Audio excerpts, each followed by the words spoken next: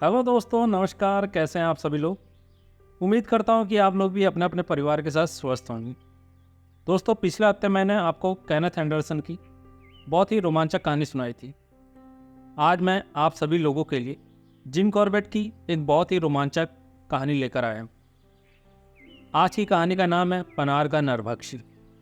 हालांकि ये कहानी मैंने पहले भी आप लोगों को सुनाई है, लेकिन उस समय ये कहानी मैं बढ़िया तरीके से आप लोगों के सामने नहीं ला पाया था, क्योंकि ये कहानी बहुत बड़ी है और मुझे नहीं पता था कि आप लोगों को ये कहानी छोटे वर्जन में ज़्यादा पसंद आएगी या बड़े वर्जन में। उस समय ये कहानी मैंने आप लोगों को संक्षेप में सुनाई थी। इस कहानी के बारे में खास बात यह है कि ये कहानी हमारे चैनल पर पब्लिश की गई पहली कहानी थी, आज से लगभग 2.5 साल पहले। उस समय तो मैंने बहुत बुरे तरीके से इस कहानी को रिकॉर्ड करके आपको सुना दिया था, लेकिन आज नए अंदाज में ये कहानी आपके सामने है। कहानी की शुरुआत होती है 1907 से।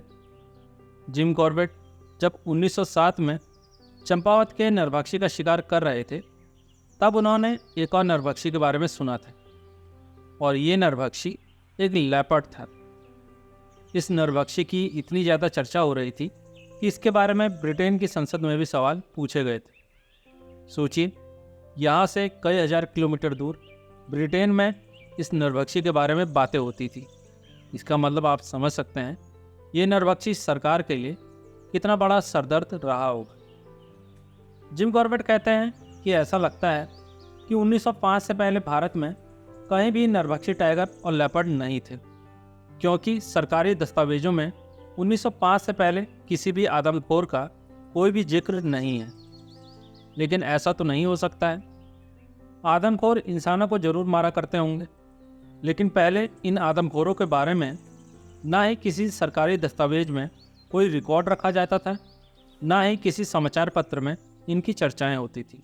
लेकिन 1905 से सरकार ने उत्तराखंड के पहाड़ के लोगों की इस सबसे बड़ी समस्या के प्रति ध्यान दिया। आदमखोर टाइगर और लेपर्ड द्वारा इंसानों की जान लेने की घटनाओं का जिक्र सरकारी दस्तावेजों में किया जाने लगा। इस आदमखोर ने कितने इंसानों की जान ली है, ये सभी डाटा एकत्रित किया जाने लगा। जब सरकार ने इन आदमखोरों द्वारा इंसानों की जान लेने का आंकड़ा देखा, तब उन्हें पहाड़ी लोगों की वास्तविक समस्या के बारे में गंभीरता से पता चला, क्योंकि चंपावत और पनार के दोनों आदमखोरों ने मिलकर 800 से ज़्यादा लोगों की जान ले ली थी। आप लोग सोचिए, सिर्फ 2 आदमखोरों ने 800 से अधिक इंसानों को खा लिया था। लेकिन उस समय सरकार के पास कोई ऐसा सिस्टम नहीं था कि वो इन नरभक्षियों से तत्काल निपट सके। सरकार द्वारा इन नरभक्षियों को मारने के लिए लोकल शिकारी तैनात किए जाते थे, और उस समय ज़्यादातर शिकारी ऐसे कामों के लिए राजी नहीं होते थे, क्योंकि सामान्य बाघों की अपेक्षा आदमखोर बाघ काफ़ी चालाक होते हैं। जब जिम कॉर्बेट ने चंपावत के नरभक्षी को मार डाला, तब सरकार के अंदर पनार के नरभक्षी से निपटने की एक उम्मीद जागी, और उन्होंने जिम कॉर्बेट से कहा कि वो पनार के नरभक्षी को मारने का प्रयास करे। हालांकि चंपावत अभियान के बाद जिम कॉर्बेट अपनी रोजी रोटी जुटाने में इतना व्यस्त हो गए कि उन्हें कई हफ्ते बाद ही पनार अभियान पर जाने का मौका मिला। लेकिन इससे पहले कि वो पनार के लिए निकलते, जिम कॉर्बेट को सरकार का एक और पत्र मिला, जिसमें उनसे कहा गया था कि वो पहले मुक्तेश्वर अभियान पर जाएं। मुक्तेश्वर अभियान की कहानी मैंने पहले ही चैनल पर डाल दी है।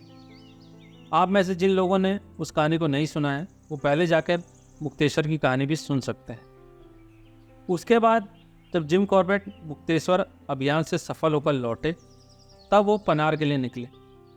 पनार उत्तराखंड के अल्मोड़ा जिले में स्थित पहाड़ियों में बसी एक जगह का नाम है। अल्मोड़ा के डिप्टी कमिश्नर को जैसे ही पता चला कि जिम कॉर्बेट पहुंचने वाले हैं, तभी उन्होंने अपने एक आदमी को जिम कॉर्बेट के पास भिजवा दिया, और उसने जिम कॉर्बेट को दोपहर का खाना साथ खाने के लिए कहा। जिम कॉर्बेट ने भी उस डिप्टी कमिश्नर के इस प्रस्ताव को मंजूर कर लिया, क्योंकि जिम कॉर्बेट इस जगह पर नए थे और उन्हें डिप्टी कमिश्नर से पनार का नक्शा मिल जाता है। उन्हें उस आदमखोर के बारे में कुछ जानकारियां भी उस डिप्टी कमिश्नर से मिलने की उम्मीद थी। दोपहर का भोजन करने के बाद जब जिम कॉर्बेट डिप्टी कमिश्नर के बंगले से निकल रहे थे, तब उस डिप्टी कमिश्नर ने कॉर्बेट से पूछा कि क्या तुमने इस अभियान पर जाने से पहले अपनी वसीयत लिख दी है।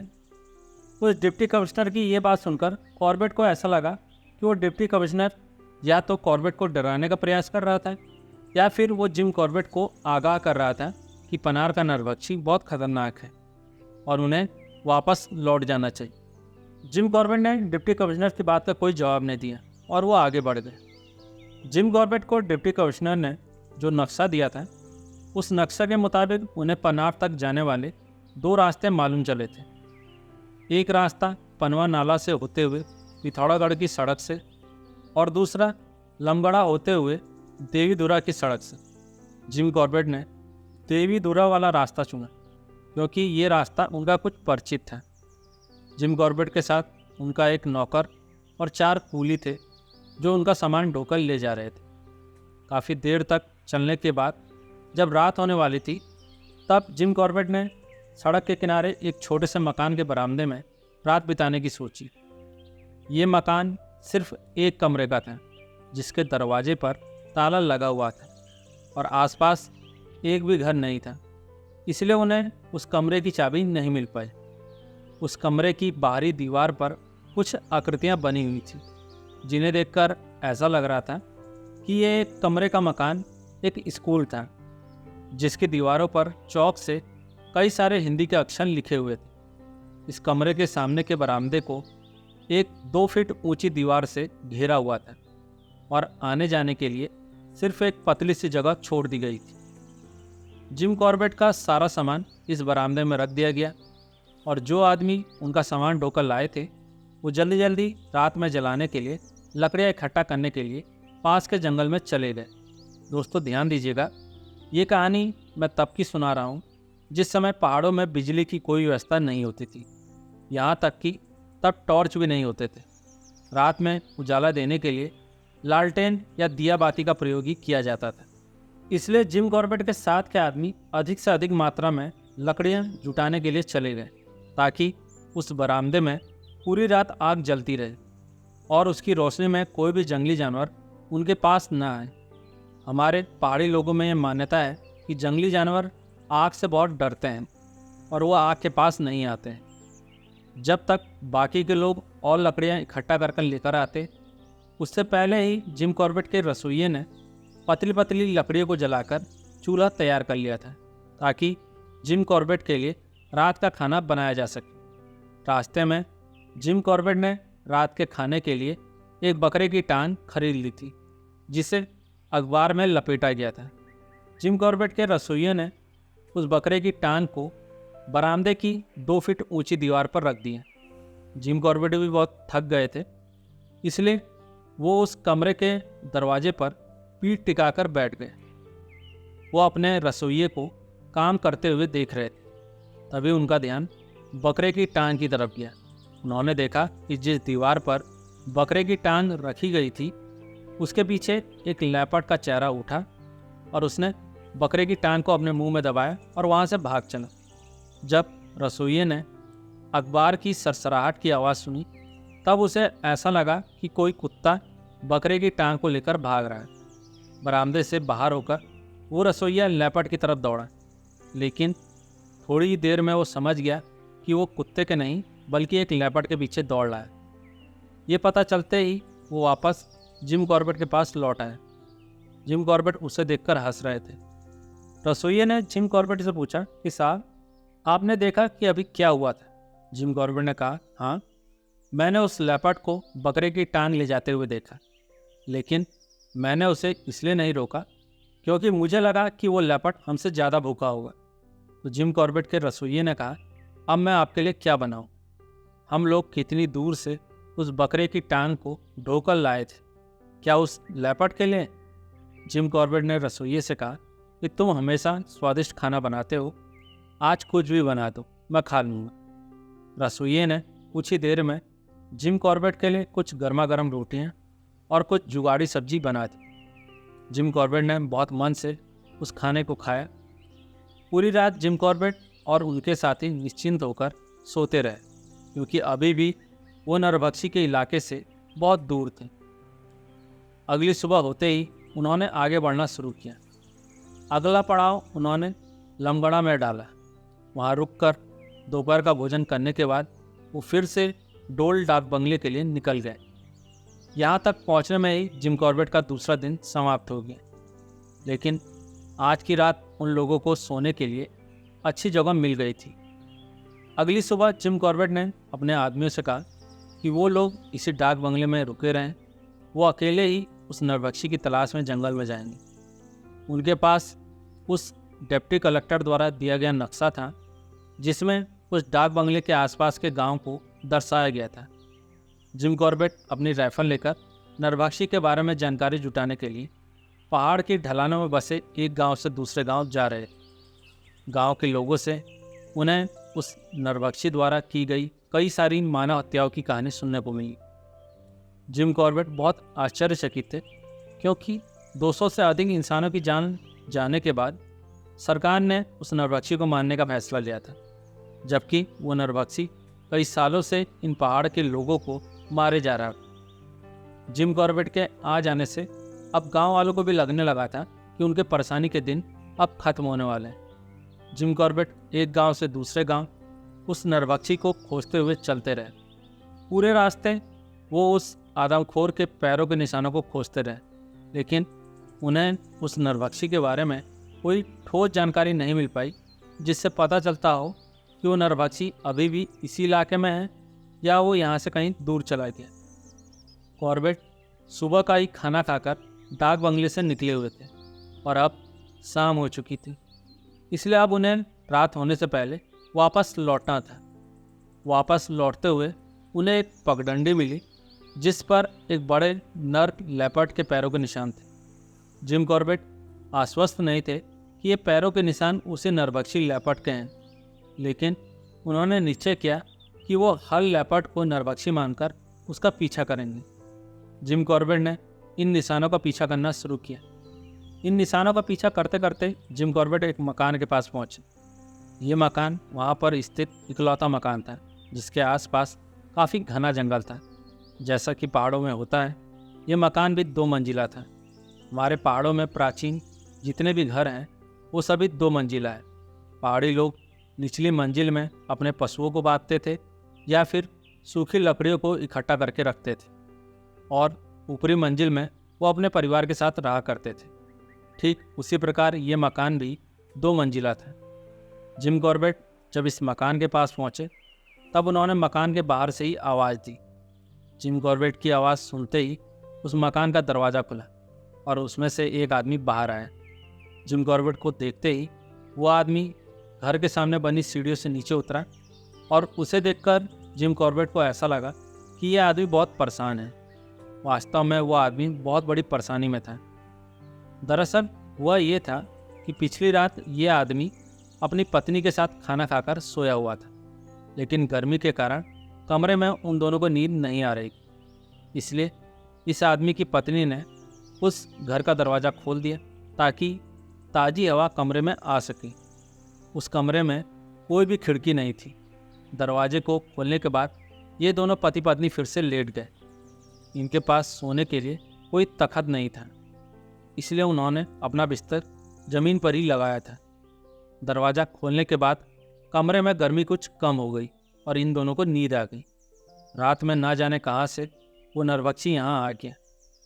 उसने जब इस मकान का दरवाज़ा खुला देखा तब वो सीढ़ियों से चढ़कर दरवाजे के पास आ पहुँचा। अब उसने दरवाजे से झांककर अंदर देखा तब उसे 2 इंसान गहरी नींद में सोते हुए दिखाई दिए। उस नरभक्षी के लिए ये एक बहुत शानदार मौका था। वो नरभक्षी दबे पांव कमरे में घुस गया। लेपर्ड ने उस आदमी की पत्नी के गले को अपने मुंह में दबा लिया और उसे बाहर ले जाने लगा। गला दबा होने के कारण इस औरत की आवाज़ भी नहीं निकल पाई थी, लेकिन इस औरत ने अपना एक हाथ अपने पति की ओर फेंका और अपने ऊपर पत्नी का हाथ पड़ते ही ये आदमी जाग गया। उसे ये समझने में देर नहीं लगी कि उन पर लेपर्ड का हमला हुआ है, क्योंकि इन्होंने इस नरभक्षी के बारे में पहले भी काफ़ी सुना था, लेकिन आज से पहले इस नरभक्षी ने इस क्षेत्र में किसी भी इंसान को नहीं मारा था। फिर भी उन्हें इस नरभक्षी से डर तो लगता था, इसलिए वो कभी भी दरवाजे को खोलकर नहीं सोते थे। आज पहला मौका था जब दरवाज़ा खोले हुए ही गलती से उनकी नींद लग गई थी। इस आदमी ने अपनी पत्नी के हाथ को जोर से पकड़ लिया और उसे अंदर खींचने लगा। दूसरी तरफ लेपर्ड इस औरत को बाहर ले जाने की कोशिश कर रहा था। ये लेपर्ड उस औरत को खींचकर बाहर दरवाजे तक ले आया था, लेकिन तभी इस आदमी ने एक झटका देकर अपनी पत्नी को लेपर्ड के चंगुल से बाहर खींच लिया और दरवाजे को अंदर से बंद कर लिया। उसके बाद ये लेपर्ड सुबह होने तक दरवाजे को तोड़कर अंदर घुसने की कोशिश करता रहा, लेकिन वो इसमें सफल नहीं हो पाया। कमरे के अंदर इस आदमी की पत्नी की हालत बहुत ख़राब थी। उस लेपर्ड के नाखूनों ने इस महिला की छाती को काफ़ी गहरे तक चीर डाला था और हाथ और गर्दन पर काफ़ी गहरे घाव थे। जिम कॉर्बेट जब उस आदमी के साथ उस मकान में घुसे तब उस कमरे का नज़ारा देखकर वो पूरा हिल गए।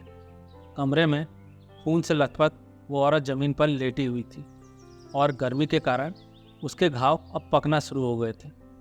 ऐसा लग रहा था जैसे पूरा कमरा खून की गंध से महक रहा था। जिम कॉर्बेट ने इस आदमी से कहा कि तुम अपनी पत्नी को इलाज के लिए यहाँ से क्यों नहीं लेकर गए।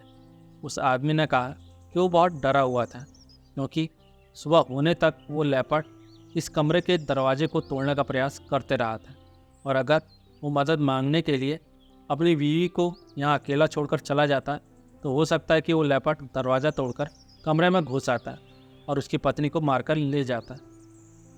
इस आदमी की पत्नी ने भी उससे कहा था कि वो उसे छोड़कर कहीं ना जाए, इसलिए ये आदमी मदद मांगने के लिए कहीं नहीं गया था।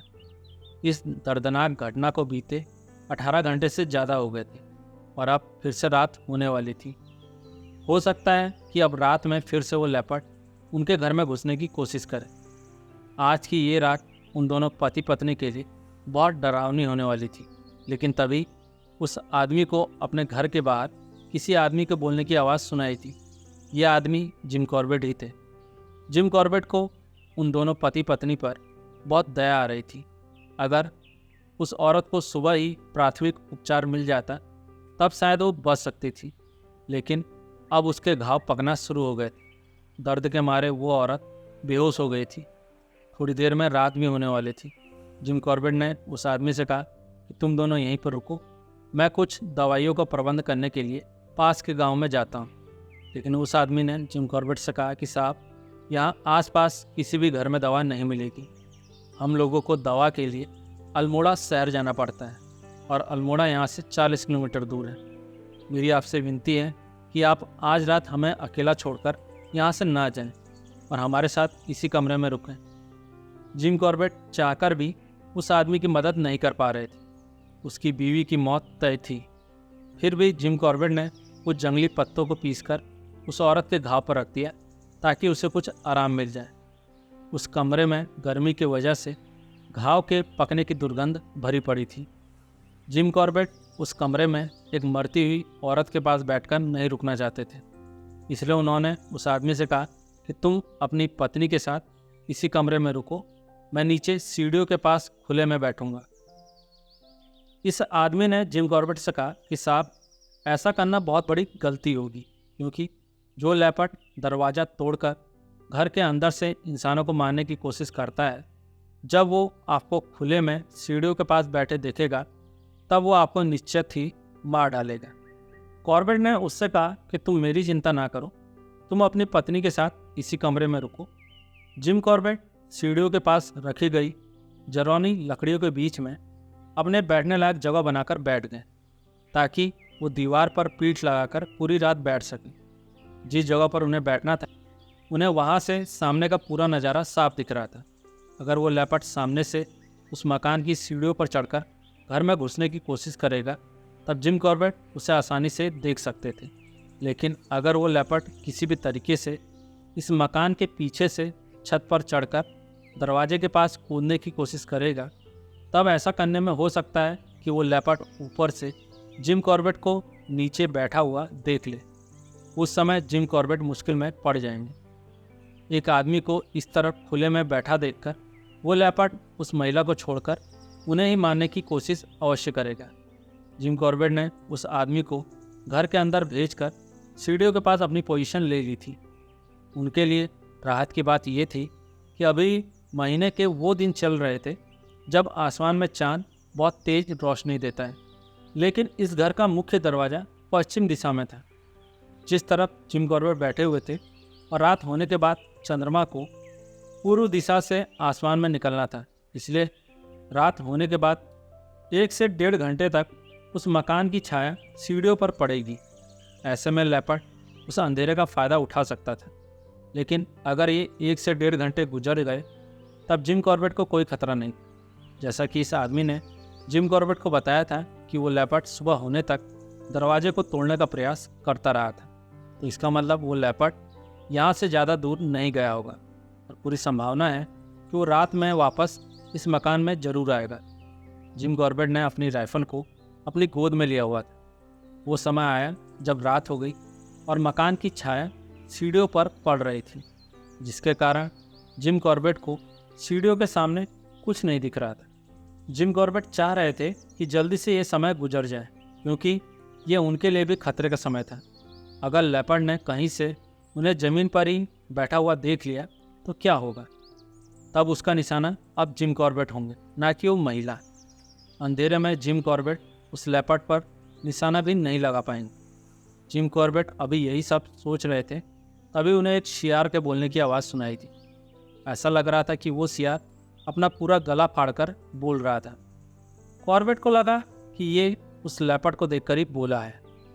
ये आवाज़ वहाँ से लगभग 1 किलोमीटर दूर से आ रही होगी। यहाँ पर दोस्तों एक बात मैं आप लोगों को बता दूँ, शहरी इलाकों में कोई भी आवाज़ 50 मीटर के अंदर तक ही सुनाई देती है, क्योंकि वहाँ शोर बहुत ज़्यादा होता है। लेकिन जिम कॉर्बेट जिस जगह पर बैठे हुए थे वो एकदम सुनसान इलाका था, जहाँ पर सिर्फ जंगली जानवर की आवाज़ें सुनाई देती थी। इतना शांत माहौल होने के कारण रात के समय ये आवाज़ काफ़ी दूर तक सुनाई दे सकती है। जिम कॉर्बेट ने अनुमान लगाया कि अगर सियार इस लेपर्ड को देखकर ही बोल रहा होगा, तब वो लेपर्ड इस जगह के लिए आ रहा है, और अगर वो लेपर्ड सामान्य चाल से भी यहाँ आएगा तब भी उसे यहाँ पहुँचने में आधे घंटे से ज़्यादा समय जरूर लगेगा। इतने समय में आसमान में चांद निकल आएगा और उन्हें सामने की चीज़ें साफ दिखाई देने लगी। कॉर्बेट के लिए ये एक राहत की बात। थोड़ा समय बीता और चांद आसमान में निकल आया, जिसके कारण जिम कॉर्बेट को सामने का मैदान साफ दिखने लगा। सामने कोई भी हलचल नहीं थी और ना ही किसी भी प्रकार की आवाज़ उन्हें सुनाई दे रही थी। उन्हें सिर्फ एक आवाज़ सुनाई दे रही थी, और वो आवाज़ थी कमरे के अंदर लेटी उस बेचारी महिला की। ये महिला बहुत ज़ोर ज़ोर से सांस ले रही थी और दर्द से करा रही थी। धीरे धीरे करके जिम कॉर्बेट को वहाँ बैठे 4 घंटे से अधिक बीत गए, लेकिन उन्हें लेपर्ड नहीं दिखा। आसमान में निकला चांद जब पश्चिम दिशा में बढ़ चला, तब एक पेड़ की छाया घर के दरवाजे की तरफ बढ़ने लगी। जैसे जैसे चांद आसमान में पश्चिम दिशा में बढ़ता गया, इस पेड़ की छाया मकान की सीढ़ियों तक पहुंचने लगी। एक बार फिर से जिम कॉर्बेट को पेड़ की छाया में कुछ भी स्पष्ट नहीं दिख रहा था। अगर लेपर्ड ने जिम कॉर्बेट को ज़मीन पर बैठा हुआ देख लिया होगा, तब वो इसी पल का इंतज़ार कर रहा होगा, ताकि इस पेड़ की छाया का फ़ायदा उठाते हुए वो जिम कॉर्बेट तक पहुंच सके। लेकिन जिम कॉर्बेट की किस्मत अच्छी थी, ऐसा हुआ नहीं। वो लेपर्ड सुबह होने तक वहाँ वापस नहीं लौटा। हो सकता है कि वो यहाँ पर आया हो और उसने इस मकान के दरवाजे को बंद देखा हो, इसलिए वो वहाँ से चला गया हो, क्योंकि पिछली पूरी रात वो जिस दरवाजे को तोड़ने का प्रयास करता रहा था, जिसमें वो सफल नहीं हो पाया था, आज फिर से इस दरवाजे को तोड़ने में अपनी मेहनत को व्यर्थ नहीं करना चाहता होगा। सुबह का उजाला होने के साथ ही जिम कॉर्बेट ने अपनी जगह को छोड़ दिया। पूरी रात एक ही जगह पर एक ही पोजीशन में बैठे बैठे उनकी हड्डियां अकड़ गई थी। जिम कॉर्बेट ने कुछ एक्सरसाइज की, जिससे उनके शरीर की अकड़न कुछ कम हो गई। वो आदमी जो हमले वाली रात के बाद से सोया नहीं था, इस समय वो गहरी नींद में था। जिम कॉर्बेट ने उस मकान का दरवाज़ा खटखटाया। कमरे का दरवाज़ा खुला। जिम कॉर्बेट ने उस आदमी से कहा कि वो अब यहाँ से सबसे पहले अल्मोड़ा जाएंगी, ताकि वहाँ से वो उसकी पत्नी के लिए कुछ दवाइयाँ भिजवा सकें। दोपहर होने तक वो दवाइयाँ यहाँ पहुँच जाएंगी। वैसे अब तुम्हें डरने की कोई ज़रूरत नहीं है, वो लेपर्ड यहाँ वापस नहीं आएगा, वो यहाँ से कहीं दूर चला गया है। इतना कहकर जिम कॉर्बेट अल्मोड़ा के लिए निकल पड़े। जिम कॉर्बेट ने पीछे मुड़कर देखा तो वो आदमी अभी भी अपने दरवाजे पर खड़े होकर जिम कॉर्बेट को दूर जाते हुए देख रहा था। रास्ते में जिम कॉर्बेट सोच रहे थे कि ये लोग कितने कष्ट में अपने जीवन को जीने के लिए मजबूर हैं। एक महिला जो लेपर्ड के द्वारा घायल की गई है, उसके पास इलाज के लिए दवाइयाँ तक मुहैया नहीं हो पाती हैं। उस महिला का बेचारा पति अपनी पत्नी को मरता हुआ देखने को मजबूर है। जिम कॉर्बेट ने पिछली सुबह ही कुछ खाया था और वो पूरी रात जागे थे। अगर वो चाहते तो उसी समय नाश्ता करने के बाद थोड़ी देर आराम करके अल्मोड़ा के लिए निकल सकते थे, लेकिन उन्होंने ऐसा नहीं किया। वो पैदल ही सबसे पहले अल्मोड़ा जाकर डिप्टी कमिश्नर से मिले। उन्होंने डिप्टी कमिश्नर से कहा कि सबसे पहले वो अल्मोड़ा के प्रत्येक गांव में दवाइयाँ पहुंचा दें, ताकि कम से कम वो लोग जो लेपर्ड के हमले में घायल हो जाते हैं उनका इलाज किया जा सके। उन्होंने तुरंत ही डिप्टी कलेक्टर के 2 आदमियों को दवाइयाँ लेकर उस बेचारे पति पत्नी के पास भेजा, लेकिन जब तक वो दोनों आदमी दवाइयाँ लेकर इस पति पत्नी के मकान के पास पहुँचे तब तक वो महिला मर चुकी थी। इस घटना ने जिम कॉर्बेट को अंदर तक हिला डाला। जिम कॉर्बेट तब उतने अनुभवी शिकारी नहीं थे। उन्हें इस बात का मलाल हमेशा रहा कि तब वो अपने साथ कोई भी दवाई लेकर नहीं चलते थे। अगर वो अपने साथ कुछ दवाइयाँ लेकर चलते तो शायद उस दिन उस महिला की जान बच गई होती। दोस्तों, पनार के नरबक्षी कहानी के पहले भाग को यहीं पर ख़त्म करते हैं। ये कहानी मेरी सबसे पसंदीदा कहानी है, क्योंकि इस कहानी को सुनने से हमें पहाड़ी लोगों के जीवन के बारे में पता चलता है, उनकी क्या परेशानियां हैं। ऐसा नहीं है कि अब आदमखोर बाघ और लेपर्ड खत्म हो गए हैं। अभी भी हमें अक्सर सुनाई ये देता है कि बाघ और लेपर्ड ने इंसानों की जानें ले ली, लेकिन पहले और अब के समय में अंतर यह है कि अब बाघों और लेपर्ड को ख़त्म करने के लिए हमारे पास अत्याधुनिक साधन है। जंगल में पिंजरे लगाए जा सकते हैं या फिर बाघों को बेहोश करके उन्हें पकड़ा जा सकता है। लेकिन जिम कॉर्बेट के समय का दौर काफ़ी कठिन था। बिना टॉर्च के जंगल में आदमखोर बाघों को ढूंढने जाना उससे कई गुना अधिक जोखिम भरा है जितना हम सोच सकते हैं। चलिए दोस्तों, अब समय हो चला है आप लोगों से अलविदा लेने के। आप लोगों को अलविदा कहने से पहले मैं अपने कुछ चहेते सब्सक्राइबर्स का नाम लेना चाहता हूँ, जिन्होंने पिछली वीडियो पर काफ़ी अच्छे कमेंट किए थे। उनके नाम हैं सुभाष भाटी, संजय मल्होत्रा, सैयद मर्जी, फयाज खान आंध्र प्रदेश से, जयंत कुमार नायक, गणेश प्रसाद, बोन क्रशर, निहारिका सिन्हा, गुरु केसरी, राघवेंद्र पुजारी जी, रविशंकर जी, राहुल गेमिंग, देवव्रत पांडे, भगीरथ कांता और हर्ष कोठावले। आप सभी लोगों को बहुत बहुत धन्यवाद। उम्मीद करता हूँ कि आप लोग आगे भी हमें ऐसे प्यार देते रहेंगे। मिलते हैं कहानी के अगले भाग में एक नई ऊर्जा के साथ। तब तक के लिए नमस्कार, शुभ रात्रि।